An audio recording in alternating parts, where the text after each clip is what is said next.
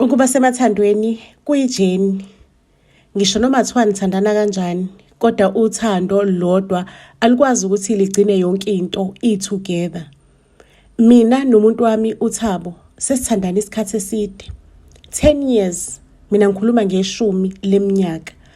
Hake kwiqiqi nangumuntu wami inkosi yami useyaqala-ke manje useba nokuqhela. We understand uba nokuqhela usesebenza late umuntu wami akasafuni isiye enkonzweni ekamero mangabe efika embhedweni zucu umuntu uyalala uselala early.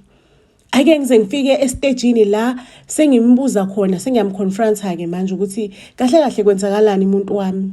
Cela ukukutshela zavela nezazehlela izinyembezi kumuntu wami.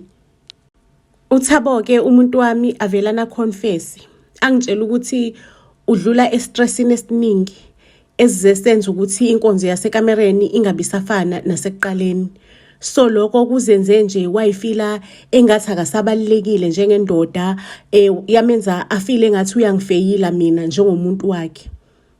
Ngangiqala ukubona umuntu wami uThabo ezizwa kanjena because selokhu nje ngathandana naye angikaze ngimbone ekulesiya simo because uThabo bekuwumuntu yabo umuntu oyithembayo uyayibona indoda enjalo nje. Ngelinye ilanga-ke umngani kamuntu wami abona ukuthi zikhona izinto engahambi kahle la. Ambuza uThabo ukuthi kwenze njani ndoda ngabe yonke into right. uThabo-ke mase yaqala kamxoxele ukuthi hey nginenkinga kanjena ekamereni. Ambuza umngani usuke wayivakashela yini Men's Clinic International.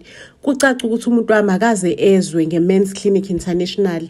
Achaze kumngani ukuthi hayi ndoda lapha yani inkinga zonke ziyaxazululwa bayasiza amadoda ngeinkinga ezibhekene ngqo nenkinga zasekamereni.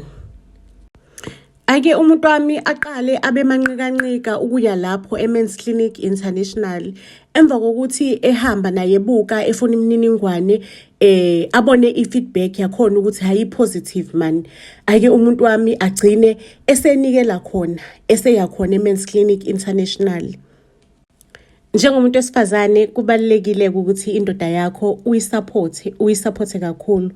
Ngiyabonga ngiyanconcoza kwiMen's Clinic International ngoba emva kokuthi uThabo avakashela iMen's Clinic International ayizaguquka izinto zashintsha izinto saphinde saba yicouple ejabulile futhi.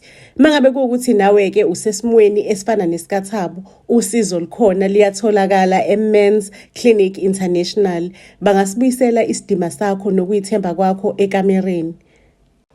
Namhlanje ngiyafakaza ukuthi mina nomuntu wami sesijabulile futhi again empilweni yethu. Ungalahli ithawula, ungalahli ithemba. Indoda yakho nje isakabuyela futhi ibe umaster ekamereni. Before ngivale udaba lami angisaliphathi ke udaba lestaff saseMen's Clinic. Ayibo laba bantu basenza safila samkelekile, ba professional futhi nje basenza safila comfortable. Hayi ngiyabonga ngiyanconcoza kwiMen's Clinic International angikwazi ukuvala umlomo.